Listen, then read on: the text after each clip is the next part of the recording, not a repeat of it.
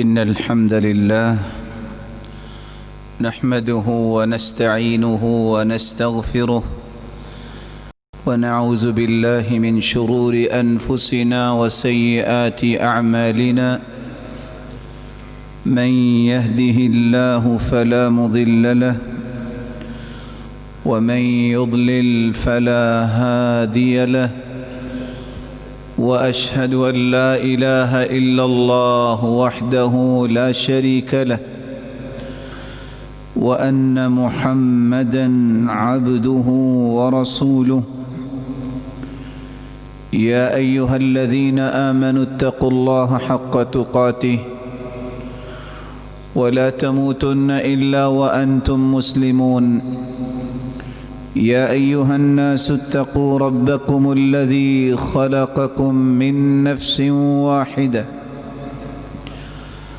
وخلق منها زوجها وبث منهما رجالا كثيرا ونساء واتقوا الله الذي تساءلون به والأرحام إن الله كان عليكم رقيبا يا أيها الذين آمنوا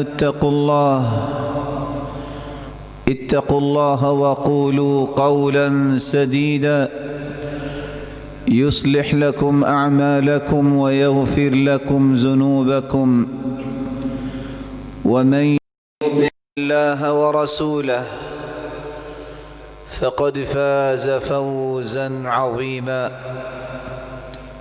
أما بعد فأعوذ بالله من الشيطان الرجيم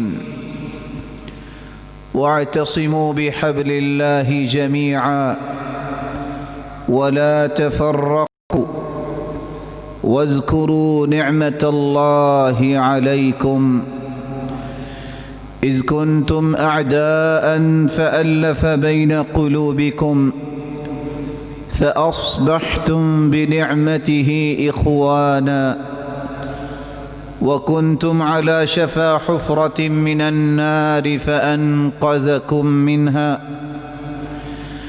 كذلك يبين الله لكم آياته لعلكم تهتدون لائق عزت تکریم سامعین مکرم، اللہ ذوالجلال ہم سب کے خالق، مالک اور رازق ہیں۔ وہی قادر مطلق ہیں۔ مالک الملک نے جنت بنائی اور جہنم بھی بنائی۔ جنت بنانے کے بعد آدم علیہ السلام کو بنایا۔ آدم علیہ السلام جو پوری انسانیت کے باپ ہیں، اللہ کی مشیت کے تابع پھر حوا علیہ السلام کو ان کی بائیں پسلی سے پیدا کیا، اور پھر اللہ ذوالجلال نے اپنی حکمت کے مطابق انہیں زمین پر اتار دیا، مخلوق کو زمین میں بسایا اور انہیں ایک سبق دیا، اور وہ سبق اجتماعیت اور جماعت بندی کا تھا کہ جب تک تمہارے افکار ایک جیسے ہوں گے، تمہاری خواہشات اور تمناؤں کا زاویہ ایک ہوگا، تو اس وقت تک تم ایک اللہ کی عبادت میں مخلص اور خالص رہو گے۔ یہی وجہ ہے سیدنا عبداللہ ابن عباس رضی اللہ عنہ وارضاہ بیان کرتے ہیں، 100 سال تک زمین پر شرک نہیں ہوا، پھر اس کے بعد نوح علیہ السلام کا جب دور آیا تو ان کی قوم میں شرک شروع ہوا۔ اجتماعی فکر، اجتماعی سوچ، خواہشات اور تمناؤں میں یکسانیت پیدا کرنا، یا فطرتاً ہی بعض کی رائے بعض کے ساتھ موافق ہو جاتی ہے، اس کا مل جانا یہ اللہ ذوالجلال کی بہت بڑی رحمت ہے۔ رسول اکرم صلی اللہ علیہ وآلہ وسلم پر قرآن نازل ہوا، اور قرآن نے ایک سبق دیا اس امت کے لیے کہ اپنے تمام افکار کو، خواہشات اور تمناؤں کو یکجا کرنے کا ایک اصول یہ ہے کہ تم اللہ کی رسی کو سب کے سب مضبوطی سے پکڑ لو۔ اللہ کی رسی سے مراد اللہ کا قرآن ہے۔ القرآن حبل اللہ المتین، قرآن یہ اللہ کی رسی ہے۔ طرفہ بید اللہ وطرفہ بأیدیکم، اس رسی کا ایک کنارہ اللہ ذوالجلال کے ہاتھ مبارک میں ہے اور ایک کنارہ تمہارے پاس ہے۔ وَلَا تَفَرَّقُوا، اس رسی کو مضبوطی سے تھام لو اور افتراق اور تفرقے بازی میں نہ پڑو۔ اللہ ذوالجلال کے اس فرمان کی روشنی میں رسول اللہ صلی اللہ علیہ وسلم نے صحابہ کرام کی تربیت فرمائی، ایک ایسی جماعت بنائی، ایک ایسا گروہ تیار کیا کہ جن کو اللہ ذوالجلال نے پوری دنیا کے لیے نمونہ بنا دیا، ان کے ایمان کو کائنات کے ایمان کے لیے میزان اور مقیاس بنا دیا۔ اور راز کیا تھا؟ جنہوں نے اللہ کے رسول صلی اللہ علیہ وسلم سے تربیت پائی، ان کے ذہن میں یہ راسخ ہو چکا تھا کہ جو اللہ کا حکم ہے اس سے بڑا کوئی حکم نہیں۔ ان کے دل و دماغ میں یہ بات پیوست ہو چکی تھی، جو اللہ کے رسول نے فرما دیا ہے اس سے بڑی سچائی اور صداقت کوئی نہیں۔ اور اسی بات کو رسول اللہ صلی اللہ علیہ وسلم نے تربیت کرنے کے بعد، دین کا ایک ایک پہلو سمجھانے کے بعد، صحابہ کو یہ کہہ دیا تھا، ترکت فیکم امرین لن تضلوا ما تمسکتم بہما کتاب اللہ وسنت رسولہ صلی اللہ علیہ وسلم۔ میرے صحابہ، میں دو چیزیں تم میں چھوڑ کے جا رہا ہوں، ایک اللہ کی کتاب ہے اور ایک اس کے رسول کی سنت ہے جس کو حدیث کہتے ہیں۔ قرآن اور حدیث، یہ دو چیزیں میں تم میں چھوڑ کے جا رہا ہوں،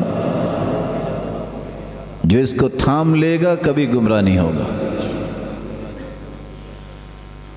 اور جب تک اس پہ تمسک اختیار کرو گے، اسے مضبوطی سے تھامے رکھو گے، تم کبھی گمراہی کی طرف نہیں جاؤ گے۔ اس حدیث کا ایک مفہوم سمجھانے کے لیے یہ بھی ہو سکتا ہے، دونوں کو چھوڑ دیا یا دونوں میں سے کسی ایک کو چھوڑ دیا، گمراہی سے بچ بھی نہیں سکو گے۔ رسول اللہ صلی اللہ علیہ وسلم نے وہ جماعت، وہ گروہ، وہ لشکر جو تیار کیا، اسی طرح کی جماعت اور گروہ کو دنیا کے اندر نفوذ پیدا کروانے کے لیے یہ اصول دیا کہ جماعت حقیقت میں وہ ہوگی جو قرآن اور حدیث پر تمسک اختیار کرنے والی ہے اس کے مطابق اپنی زندگی کو ڈھالنے والی ہے، گزارنے والی ہے۔ آج کے خطبے میں آپ کی خدمت میں جو بات پیش کرنے جا رہا ہوں، جماعت کسے کہتے ہیں؟ دین اسلام نے جماعت بندی کے ثمرات کیا بیان کیے ہیں، اور اجتماعیت سے کنارہ کش کون رہتا ہے؟ اور اگر کتاب و سنت کے مطابق اہل حل و عقد جمع ہیں، صالحین اکٹھے ہیں، تو جو جدا ہوتا ہے اسے کن کن نقصانات کا سامنا کرنا پڑتا ہے۔ جماعت مجتمع على هدي رسول الله صلى الله عليه وسلم وأجمعوا على معتقد واحد وأصول صحيحة۔ جماعت اس کو کہتے ہیں جب لوگ اللہ کے رسول صلی اللہ علیہ وسلم کی بتائی ہوئی ہدایت پہ جمع ہو جائیں، ان کا عقیدہ ایک ہو، اور ان کے اصول وہ اصول ہوں جن کو شریعت نے اصول کہا ہے۔ صحیح اصولوں کی بنیاد پہ رسول اللہ صلی اللہ علیہ وسلم کے دین پہ جمع ہونے والے لوگ، ان کو جماعت کہا جاتا ہے۔ اس لیے علماء یہ کہتے ہیں کل من التزم بالسنہ، جو شخص سنت کا پابند ہو جائے، ومذہب الصحابہ، اور صحابہ کرام جیسا اس کا مذہب بن جائے، یقال له جماعہ، اسے جماعت کہتے ہیں۔ عبداللہ ابن مسعود رضی اللہ تعالی عنہ وہ کہا کرتے تھے الجماعۃ ما وافق الحق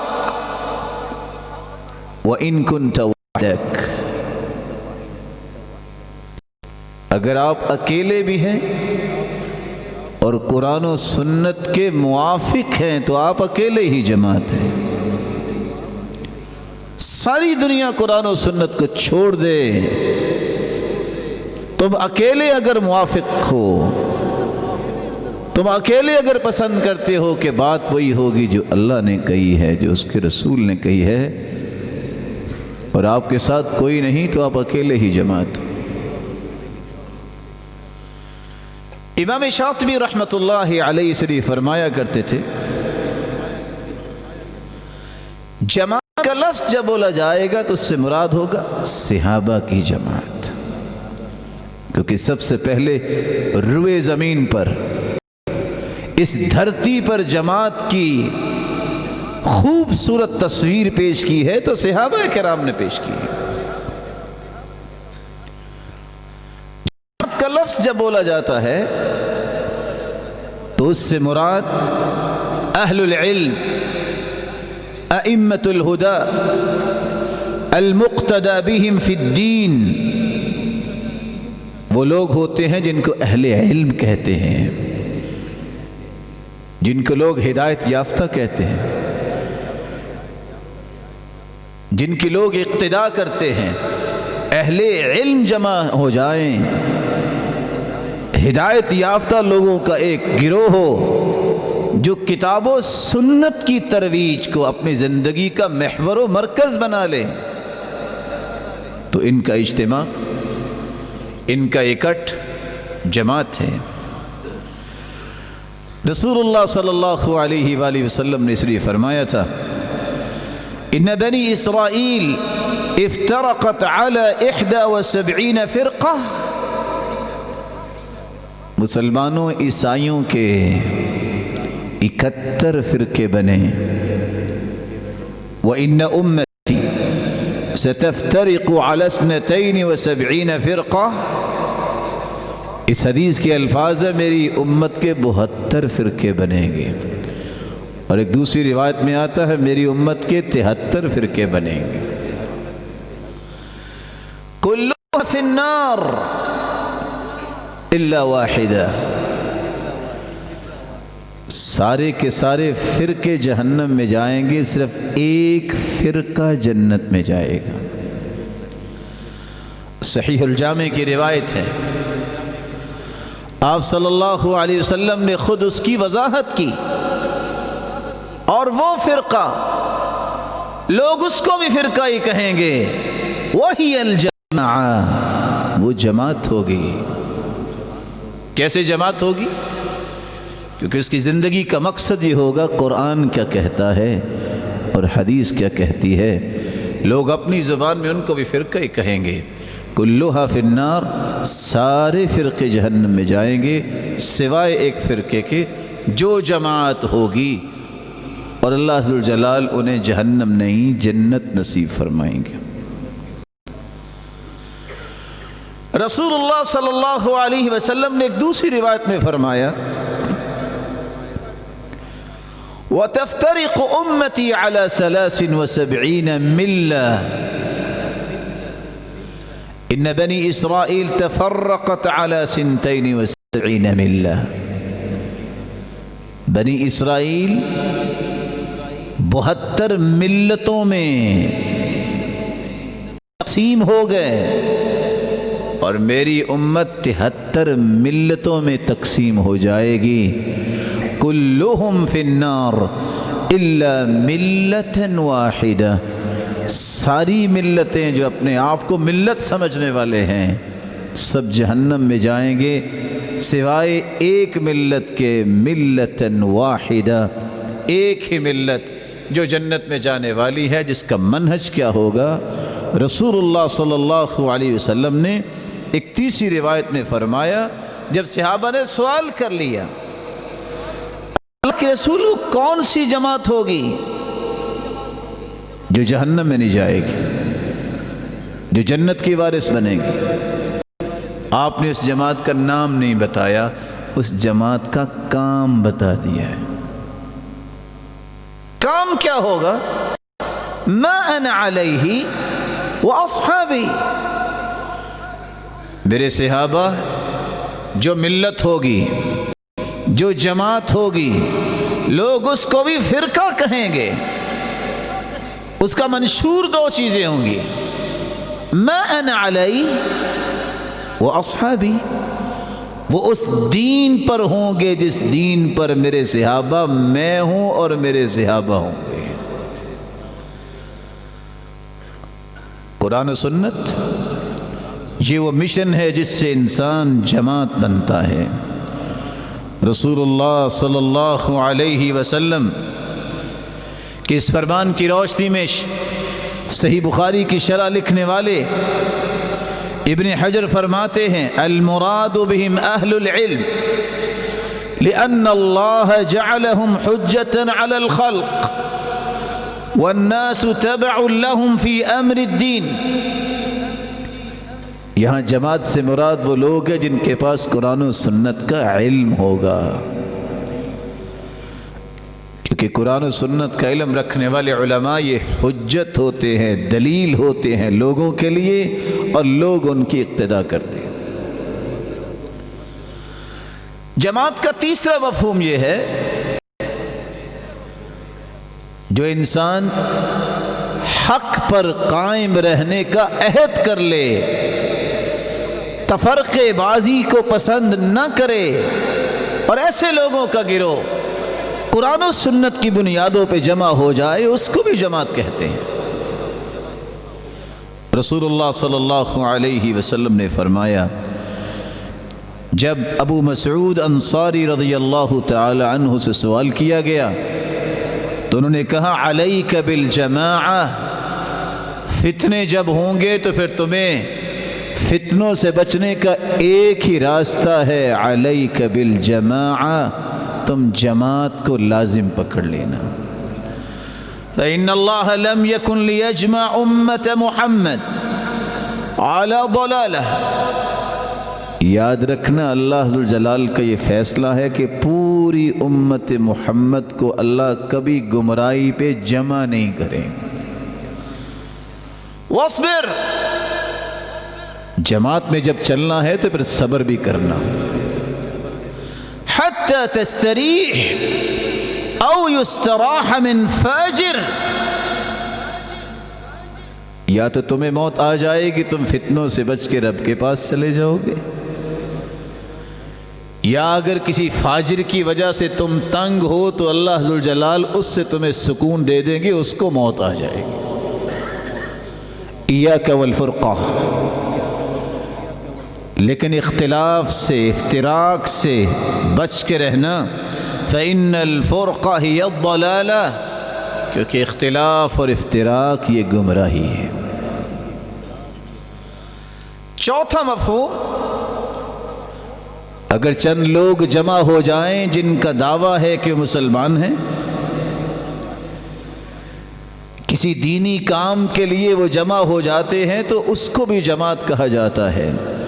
رسول اللہ صلی اللہ علیہ وسلم کے پاس صحابہ آئے اور آپ سے شکایت کی کہ اللہ کے رسول کھانا کھاتے ہیں، سیر نہیں ہوتے۔ فرمایا لعلکم تفترقون، لگتا ہے الگ الگ بیٹھ کے کھاتے ہو۔ کہا ہوتا تو ایسا ہی ہے۔ فرمایا اجتمعوا علی طعامکم واذکروا اسم اللہ یبارک لکم فیہ، اکٹھے ہو کے کھانا کھایا کرو اور بسم اللہ پڑھ کے کھایا کرو، اللہ ذوالجلال کی طرف سے تمہیں برکت عطا کر دی جائے۔ رسول اللہ صلی اللہ علیہ وآلہ وسلم نے فرمایا من صلی العشاء فی جماعہ، جو مسلمان مل کے جماعت کے ساتھ نماز عشاء با جماعت پڑھتے ہیں، کان کقیام نصف لیلہ، عشاء کی نماز کو ہی با جماعت پڑھنے کی اتنی فضیلت ہے کہ آدھی رات کے قیام کا اجر اسے نصیب ہو جاتا ہے۔ ومن صلی العشاء والفجر فی جماعہ کان کقیام لیلہ، اور جو خوش نصیب ایسا بن جائے کہ صبح کی نماز بھی اور عشاء کی نماز بھی اس نے با جماعت پڑھی ہے۔ بعض دفعہ 3 لوگوں کی جماعت ہوتی ہے، بعض لگا صف میں 10 لوگ ہوتے ہیں، اور خوش قسمت لوگ وہ ہوتے ہیں جو سینکڑوں کی تعداد میں مسجد میں کھڑے ہوتے ہیں۔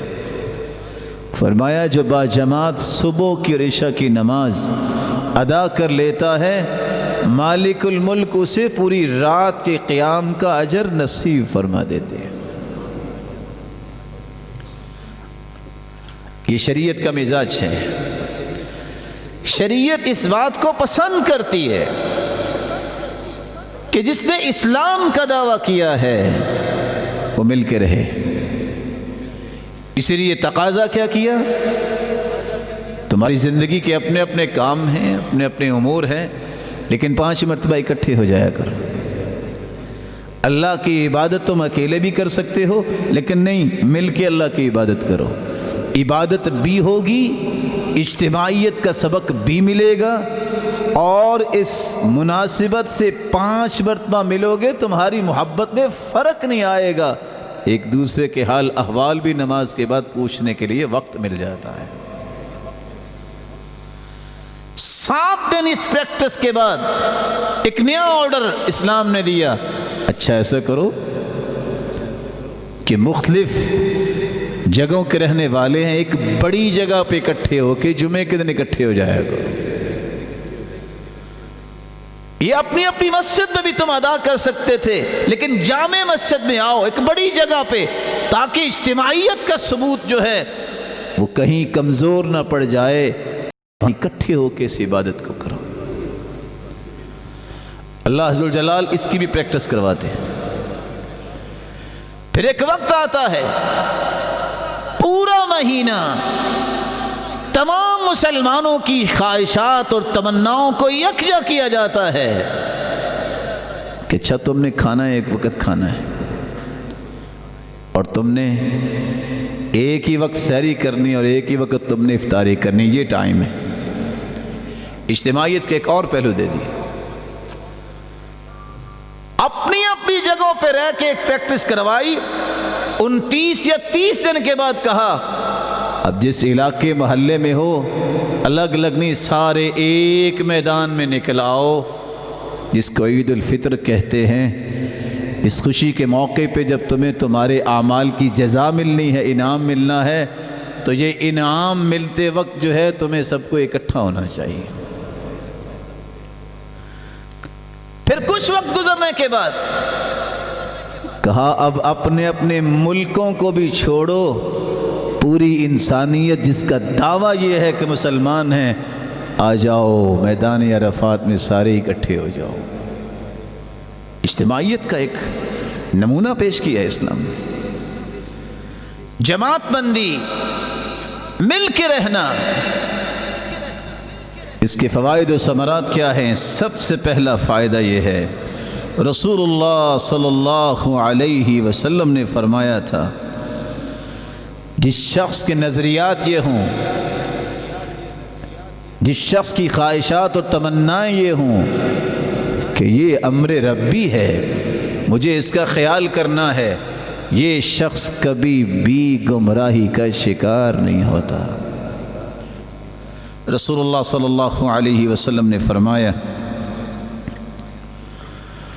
ید اللہ مع الجماعہ،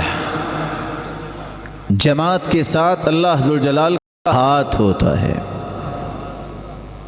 عبداللہ بن مسعود رضی اللہ تعالیٰ عنہ فرمایا کرتے علیکم بالجماعہ فإن اللہ لن یجمع امت محمد علی ضلالہ، جماعت کو لازم پکڑو، اور اللہ کا یہ فیصلہ اور وعدہ ہے اللہ ذوالجلال کبھی بھی پوری امت محمد کو گمراہی پہ جمع نہیں کرے گی. جماعت کے ساتھ جڑے رہنے کا دوسرا فائدہ یہ ہوتا ہے انسان ہر وقت خیر کے سفر پہ گامزن رہتا ہے. ابن تیمیہ رحمۃ اللہ علیہ فرمایا کرتے تھے والخير كل الخير في اتباع السلف الصالح والاستكثار من معرفة حديث رسول الله والتفقه فيه والاعتصام بحبل الله وملازمة ما يدعو إلى الجماعة والألفة. کسی نے خیر کو اپنے پاس جمع کرنا ہے تو اسے صحابہ کرام کی زندگی کو دیکھنا چاہیے. پھر صحابہ کرام نے جس حدیث کو اللہ کے رسول سے سیکھا اس کی معرفت حاصل کرے، اس کی فہم حاصل کرے، اور اللہ کی رسی کو مضبوطی سے تھام لے، اور ہر اس کام پہ توجہ دے جس سے امت قرآن اور حدیث کی روشنی میں اکٹھی ہو جائے.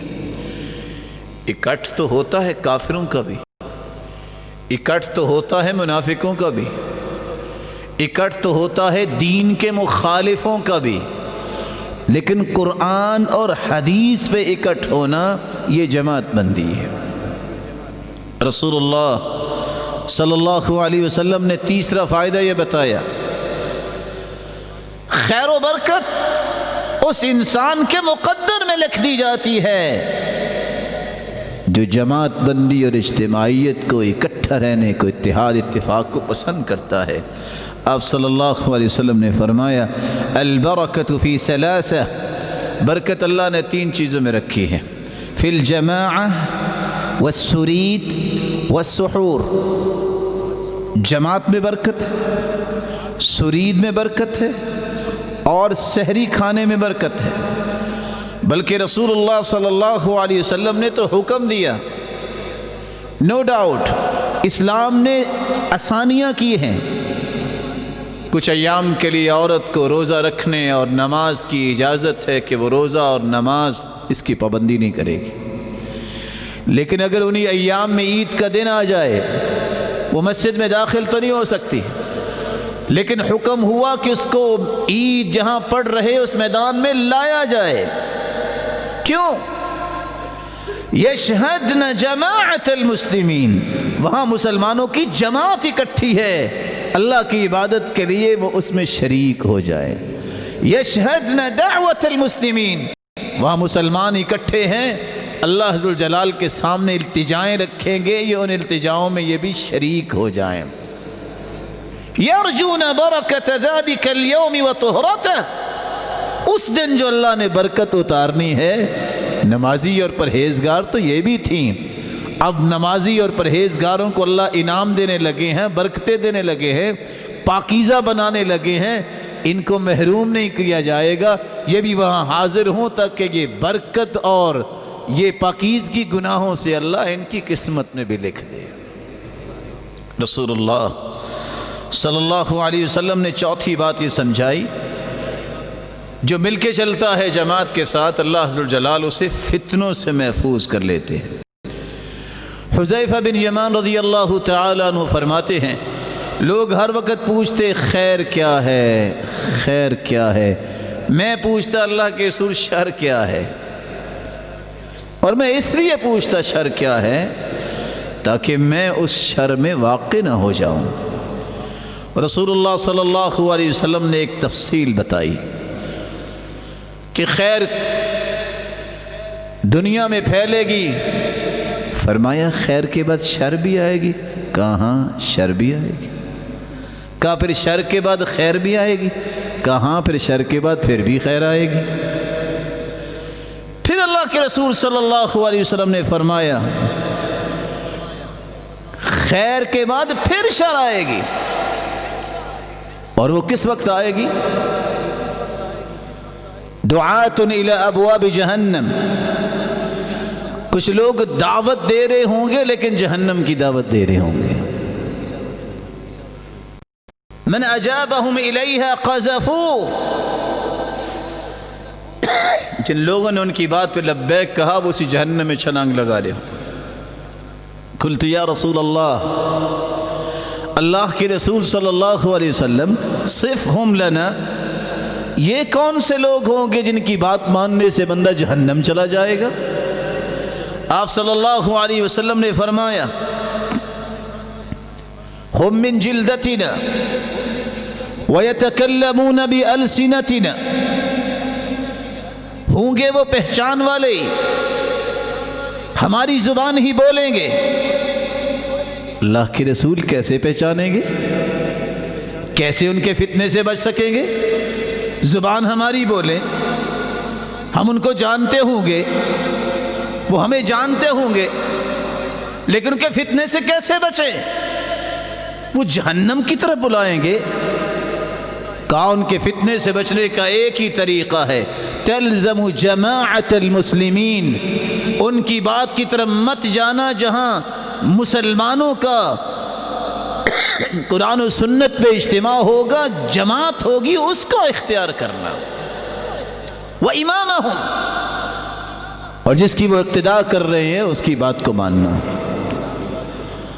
قُلْتُ فَإِن لَمْ يَكُنْ لَهُمْ جَمَاعَ وَلَا إِمَامٌ، اللہ کے رسول ایک بات تو بتائیے، کوئی ایسی جماعت نظر ہی نہ آئے جو قرآن و سنت کے مطابق کام کر رہی ہے، کوئی ان کا ذمہ دار بھی نہ ہو، تو آپ نے فرمایا فَاعْتَزِلْ تِلْكَ الْفِرَقَ كُلَّهَا، پھر ہر فرقے کو چھوڑ دینا۔ وَلَوْ أَن تَعُضَّ بِأَصْلِ شَجَرَةٍ حَتَّى يُدْرِكَكَ الْمَوْتِ وَأَنْتَ عَلَى ذَلِكَ، اگر ایسے حالات پیدا ہو جائے کہ قرآن اور حدیث کی بات کرنے والا تمہیں نظر ہی کوئی نہ آئے، تم اکیلے ہو، تو پھر چھپ کے بیٹھ جانا، کسی درخت کے ساتھ اپنی زندگی گزارنا، اسی حالت میں تمہیں موت آنی چاہیے، تفرقے بازی میں پھر بھی نہ پڑنا۔ پانچواں ثمرہ، جماعت بندی میں اللہ ذو الجلال کی پسند کا اعتبار ہوتا ہے۔ جو جماعت کو پسند کرتا ہے اللہ اسے پسند کرتے ہیں۔ رسول اللہ صلی اللہ علیہ وسلم نے فرمایا، صحیح مسلم کی روایت ہے، ان اللہ یرضی لکم ویکرہ لکم ثلاثا، اللہ تمہارے لیے تین چیزوں کو پسند کرتے ہیں اور تین چیزوں کو ناپسند کرتے ہیں۔ فیرضی لکم ان تعبدوہ ولا تشرکوا بہ شیئا، اللہ کو سب سے پہلی بات یہ پسند ہے کہ تم اس کی عبادت کرو اور اس کے ساتھ کسی کو شریک نہ بناؤ۔ وَأَن تَعْتَصِمُوا بِحَبْلِ اللَّهِ جَمِيعًا وَلَا تَفَرَّقُوا، دوسری بات اللہ کی پسند یہ ہے تم اللہ کی رسی کو مضبوطی سے تھام لو، تم تفرقے بازی سے اپنے آپ کو روک لو۔ وَيَكْرَهُ لَكُمْ، اور اللہ ذوالجلال ناپسند کیا کرتے ہیں؟ قیل وقال، کیل و کال کو پسند نہیں کرتے، ادھر کی بات ادھر کی بات، زندگیاں فنا ہو جاتی ہیں، باتیں ختم ہی نہیں ہوتی۔ بات کرنی ہے تو اپنے رب کی بات کر لو، بات کرنی ہے تو محمد کریم کی بات کر لو، بات کرنی ہے تو ان ہستیوں کی بات کر لو جن کو صحابہ کہتے ہیں، جن کے بارے میں اللہ نے فیصلہ سنا دیا ہے، رضی اللہ عنہم ورضوا عنہ، لوگوں میں ان سے راضی و مجھ سے راضی ہو چکے۔ عبداللہ بن مبارک سے کسی نے پوچھا تھا، گھر سے باہر نکلتے نہیں ہو، الا تستوحش، تمہیں وحشت نہیں ہوتی اکیلے ہی گھر میں بیٹھے رہتے ہو؟ تو انہوں نے جواب دیا، وحشت کیسی؟ کنت مع اصحاب رسول اللہ، میں تو اللہ کے رسول کے صحابہ کے ساتھ ہوتا ہوں۔ کہا وہ کیسے؟ کہا ان کی باتیں تو پڑھتا رہتا ہوں، وحشت کیسے ہوگی؟ وحشت تو ان لوگوں کی باتوں سے ہوتی ہے جن باتوں سے نقصان ہوتا ہے اور جن باتوں سے اللہ راضی نہیں ہوتا۔ رسول اللہ صلی اللہ علیہ وآلہ وسلم نے اس لیے فرمایا تھا، کسی شخص کی یہ تمنا ہو کہ اس کا دل اس کا ساتھ دیتا رہے، خائن نہ ہو، دل اس کے ساتھ دھوکہ نہ کرے، کہ دھوکے سے بچنے کے لیے 3 کام کر لو۔ پہلا کام، اخلاص العمل للہ، اپنی نیت کو خالص کر لو۔ مناصحت اولی الامر، خیر خواہی کرو وقت کے حکمران کے ساتھ، اچھی بات کہو۔ وعلی لزوم جماعت المسلمین، مسلمانوں کے گروہ کے ساتھ جڑے رہو جو قرآن و سنت کی بات کرنے والے ہیں۔ یہ 3 کام جو کر لے اس کا دل اسے کبھی دھوکہ نہیں دے گا۔ رسول اللہ صلی اللہ علیہ وسلم نے چھٹی بات یہ سمجھائی، جو تفرقے بازی سے رک جاتا ہے، اتحاد و اتفاق، جماعت بندی کو پسند کرتا ہے، قرآن اور حدیث یہ اس کا مشن ہے، اللہ کی نصرت، اللہ کی مدد ہر وقت اس کے ساتھ رہتی ہے۔ ید اللہ علی الجماعہ، جماعت پہ اللہ ذوالجلال کا ہاتھ ہوتا ہے۔ ید اللہ مع الجماعہ، جماعت کے ساتھ اللہ کا ہاتھ ہوتا ہے۔ ید اللہ فی الجماعہ، اس جماعت کے کاموں کو کامیاب کرنے کے لیے بھی اللہ کا ہی ہاتھ ہوتا ہے۔ رسول اللہ صلی اللہ علیہ وسلم نے فرمایا، 7واں فائدہ، یہ جو جماعت بندی کو پسند کرتا ہے تفرقے بازی سے رکتا ہے، یہ اللہ کی رحمت کا مستحق بن جاتا ہے۔ الجماعت رحمہ والفرقۃ عذاب، جماعت بندی یہ اللہ کی رحمت ہے اور افتراق یہ اللہ کا عذاب ہے، جس عذاب سے آج پوری امت 2-4 ہے۔ اور سبب کیا ہے؟ جماعت سے علیحدہ ہونا۔ جماعت سے مراد کیا ہے؟ کتاب و سنت، قرآن و حدیث سے روح گردانی کرنا اور اعراض کر لینا۔ اس لیے سلف صالحین کہا کرتے تھے، عبداللہ ابن عباس رضی اللہ تعالی عنہ، قضم الملح احب الی من اکل الفالوزج فی الفرقہ، لوگوں اکٹھے رہ کر قرآن و سنت پہ ڈٹے رہنا اور نمک کھا لینا یہ اچھا ہے کہ تفرقہ بازی کی جائے اور فلودہ کھایا جائے۔ نمک اچھا ہے اس لیے کہ آخرت کی زندگی ٹھیک ہو رہی ہے۔ اور علی رضی اللہ تعالیٰ عنہ اس لیے کہا کرتے تھے، اقضوا کما کنتم تقضون، جو بھی تم نے فیصلہ کرنا ہے کرو، انی اکرہ الاختلاف حتی یکون للناس جماعہ، میں پسند ہی نہیں کرتا کہ میری وجہ سے اختلاف ہو، میں چاہتا ہوں وہ مسلمانوں کا جو ایک بھرم بنا ہے قرآن و سنت کو ماننے والوں کا، یہ کہیں ختم نہ ہو جائے۔ نواں فائدہ، رسول اللہ صلی اللہ علیہ وسلم نے فرمایا جو لوگ تفرقے بازی سے باز رہتے ہیں، جماعت کے ساتھ جڑے رہتے ہیں، اللہ جہنم سے انہیں آزاد کر دیتے ہیں۔ کلھا فی النار الا واحدہ وہی الجماعہ، 73 فرقے اس امت کے ہوں گے، سارے جہنم میں جائیں گے سوائے ایک کے جو جماعت ہوگی، جو قرآن و سنت کو ماننے والے ہوں گے۔ 10واں فائدہ، جنت کے وارث یہ بنا دیے جائیں گے۔ رسول اللہ صلی اللہ علیہ وسلم نے فرمایا وَسَتَفْتَرِقُ عَلَى 73 فِرْقَةً وَإِنَّ هَذِهِ الْمِلَّةَ ستفترق على 73 72 في النار وواحدة في الجنة وهي الجماعة۔ لوگوں 72 فرقے جہنم میں جائیں گے، ایک جنت میں جائے گا جو جماعت ہوگی۔ قیل من ہم یا رسول اللہ، اللہ کے رسول وہ کون ہوں گے جو جنت میں جائیں گے؟ قال ما انا علیہ واصحابی، جس دین پہ آج میں ہوں اور میرے صحابہ ہیں، یہ لوگ جنت کے وارث بنیں گے۔ جماعت سے الگ کون ہوتا ہے؟ دین وہ ہے جو اللہ نے اتارا، دین وہ ہے جو اللہ کے رسول نے سمجھا اور سمجھایا، بس 2 چیزوں کا نام دین ہے، القرآن والسنہ، قرآن و حدیث، یہ اللہ کی طرف سے آئی۔ میری اور آپ کی بات میں جھول ہو سکتا ہے، میری مالک کی بات میں کبھی جھول نہیں ہو سکتا۔ دنیا سب کی باتوں میں جھول ہو سکتا ہے، لیکن محمد مصطفیٰ کی بات میں کبھی جھول نہیں ہو سکتا۔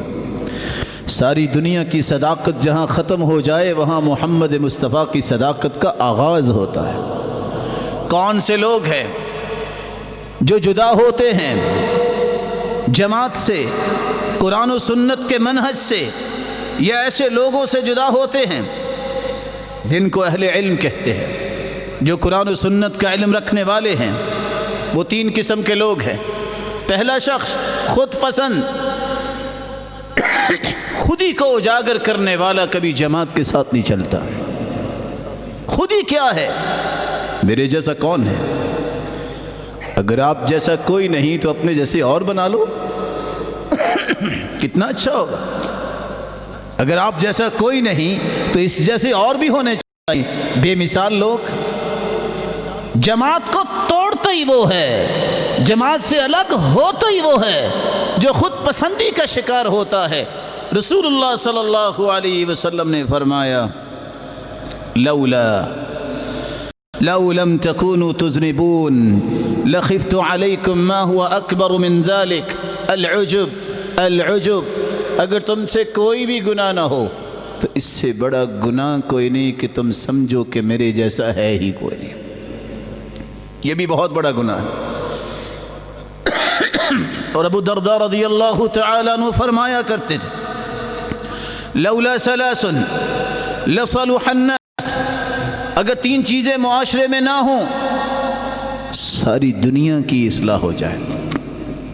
پہلی چیز ہوا متبعہ، خواہش بھی اپنی اور اس کی پیروی کرنا۔ جو خواہش قرآن و سنت کے مخالف ہے اس خواہش کی کوئی قدر نہیں ہے۔ ہوا متبعہ، اپنی خواہش نفس کے پیچھے لگا ہوا ہے اور کہتا ہے ٹھیک کر رہا ہوں۔ دوسری چیز وشح مطاع، ایک شخص کے پاس مال تو ہے لیکن بخیلی کرتا ہے اور ساتھ خوش بھی ہوتا ہے، اچھا میں نے مال سنبھالا ہے، کسی فقیر مسکین کو دیا نہیں۔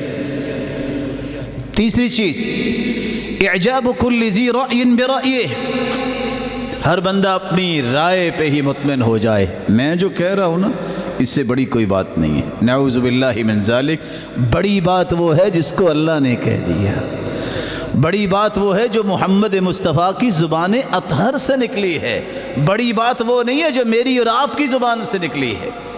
یہ 3 کام درست ہو جائیں تو پوری دنیا کی اصلاح ہو جائے۔ جب وہ اپنے نفس کی خواہش کو چھوڑ دیں، جب وہ بخیلی کو چھوڑ دیں، جب وہ دوسروں کی رائے کا احترام کرنے لگ جائیں، اور سمجھیں کوئی اور بھی سوچ سکتا ہے، اور سمجھیں یہ قرآن پیش کر رہا ہے، یہ سچا ہے، جو سمجھیں محمد مصطفیٰ کی بات پیش کر رہا ہے، اس سے بڑی تو کوئی صداقت نہیں ہے۔ دوسرا شخص جو جماعت سے الگ ہوتا ہے یا جماعت کو توڑنے کی کوشش کرتا ہے، یہ وہ ہوتا ہے جس کے اندر تکبر ہوتا ہے۔ تکبر، الکبر بطر الحق وغمت الناس۔ تکبر اچھا لباس پہننا نہیں، اچھی جوتی پہننا نہیں۔ اللہ کے رسول نے فرمایا ان اللہ جمیل یحب الجمال، اللہ جمیل ہے اور جمال کو پسند کرتے ہیں۔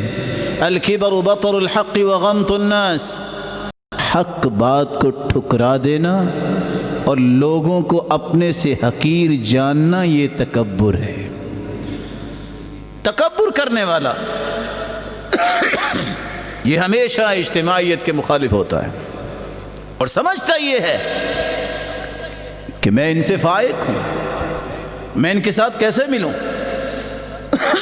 ان کو تو سمجھ ہی کوئی نہیں۔ اللہ کے رسول صلی اللہ علیہ وسلم نے اس لیے فرمایا جس کے دل میں رائی کے برابر بھی تکبر ہے وہ جنت نہیں جائے گا۔ ابن عبد البر رحمہ اللہ تعالی کہا کرتے تھے من اعجب برأیہ ذل، جو اپنی رائے کے فتنے میں گر گیا وہ ذلیل ہو گیا۔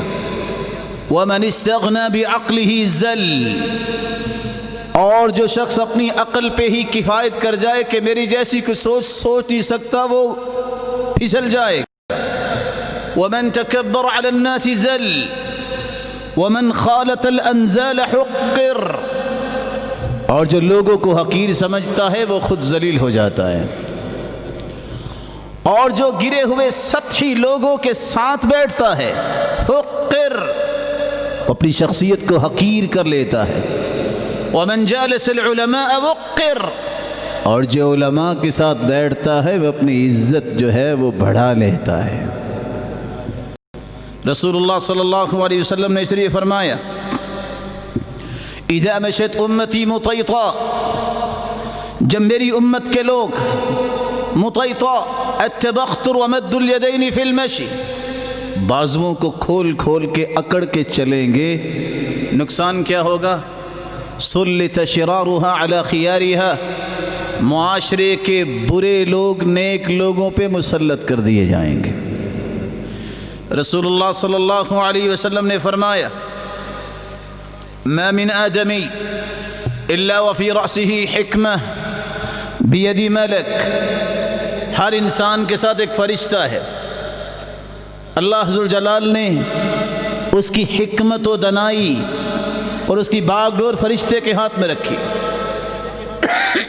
فَإِذَا تَوَاضَعَ، جب تواضع اختیار کرتا ہے، حکم ہوتا ہے ارفع حکمتہ، اس کی حکمت و دانائی کو بلند کر دو۔ تواضع اختیار کرنے والا، لوگ اس کو کمزور بھی سمجھتے ہیں، لیکن بات اس پتے کی کرتا ہے کہ دنیا کی کوئی بات اس کا مقابلہ نہیں کر سکتی، کیونکہ حکمت عطا کی ہے اللہ نے اسے، جو فرشتے کو حکم کیا کہ اس کی حکمت کو بلند کر دو۔ فَإِذَا تَكَبَّرَ، جب تکبر کرتا ہے فرشتے کو حکم ہوتا ہے ضع حکمت، اس کی حکمت کو گرا دو، فرشتہ اس کی حکمت کو گرا دیتا ہے، نتیجتاً وہ بات کرتا ہے، دنیا میں اس بات کی کوئی قدر نہیں ہوتی۔ اللہ عز و جلال ہم سب کو تکبر سے محفوظ فرمائے۔ تیسرا شخص جو جماعت کو توڑتا ہے یا جماعت میں شریک ہونا کہ میں بھی اس خیر میں شریک ہو جاؤں، اسے پسند نہیں ہوتا۔ مقبول، جو فتنے کا شکار ہو گیا ہے، بادروا بالاعمال فتنا كقطع اللیل المظلم، عمل صالح کر لو اس سے پہلے کہ فتنے آ جائیں، ایسے فتنے جو رات کی تاریکیوں کی طرح بڑھتے اور بڑھتے اور بڑھتے ہی چلے جائیں گے۔ یصبح الرجل مؤمنا ویمسی کافرا، صبح کے وقت انسان مسلمان ہوگا، مومن ہوگا، اور شام تک کافر ہو جائے گا۔ ایسے ایسے فتنے آئیں گے۔ او یمسی مؤمنا ویصبح کافرا، یا شام کو مومن ہوگا صبح کو کافر ہو جائے گا. یبیع دینہ بعرض من الدنیا، چند ٹکوں کے پیچھے اپنے دین کو بیچ ڈالے گا. مغرس، فاتن و مفتون، فتنے کا شکار ہو گیا. فتنہ کیا ہے؟ شیطان کا بہکاوا. اور ہر وہ شخص جو قرآن و سنت کی تعلیمات سے دور ہونا چاہے وہ مفتون ہوتا ہے. اللہ ذوالجلال ہم سب کو محفوظ فرمائے. اس لیے رسول اللہ صلی اللہ علیہ وسلم نے فرمایا، جامع ترمذی کی روایت ہے، یخرج فی آخر الزمان رجال یقتلون الدنیا بالدین. قیامت کے نزدیک ایسے لوگ آئیں گے جو دین اور دنیا کو ملا دیں گے. یلبسون للناس جلود الضأن من اللین السنتهم احلی من السکر. دکھلاوے کے لیے وہ لوگ جانوروں کی کھالوں کا لباس پہنیں گے. من اللین السنتهم احلی من السکر، اور ان کی زبانیں اس وقت سکر چینی سے بھی میٹھی ہوں گی. وقلوبهم قلوب الذئاب، لیکن ان کے دل بھیڑیوں جیسے ہوں گے. یقول اللہ ابی یغترون ام علی یجتریعون. ان کو کیا ہو گیا ہے؟ یہ مجھ پہ جرت کرتے ہیں یا یہ دھوکے میں پڑے ہوئے ہیں؟ فبی حلفت لأبعثن على اولئک فتنہ تدع الحلیم منہم حیرانا. میں ایسا فتنہ ان پہ بھیجوں گا کہ ہر سمجھدار بھی حیران رہ جائے گا کہ ہوا کیا ہے. آج لوگ قرآن و سنت کے مطابق بات نہیں کرتے، دنیا جہان کی نرمی اختیار کر لیں، دنیا جہان کی مٹھاس اپنی زبان پہ لگا لیں. قرآن سے میٹھی کوئی چیز نہیں ہے، حدیث سے میٹھی کوئی چیز نہیں ہے. قرآن و سنت کو چھوڑ کے صرف مٹھاس کو لانا یہ فتنہ ہے. اور اسی بات سے اللہ کی رسول نے خبردار کیا ہے کہ اس فتنے سے بھی بچو. اللہ ذوالجلال ہم سب کو دین کے اس خوبصورت مقصد کو سمجھنے کی توفیق عطا فرمائے، اور وہ مقصد ہے کہ مسلمانوں واعتصموا بحبل اللہ جمیعا، مل کے اللہ کی رسی تھامو جو اللہ کا قرآن ہے. ولا تفرقوا، اور تفرقے بازی سے باز آ جاؤ. وآخر دعوانا الحمد للہ رب العالمین.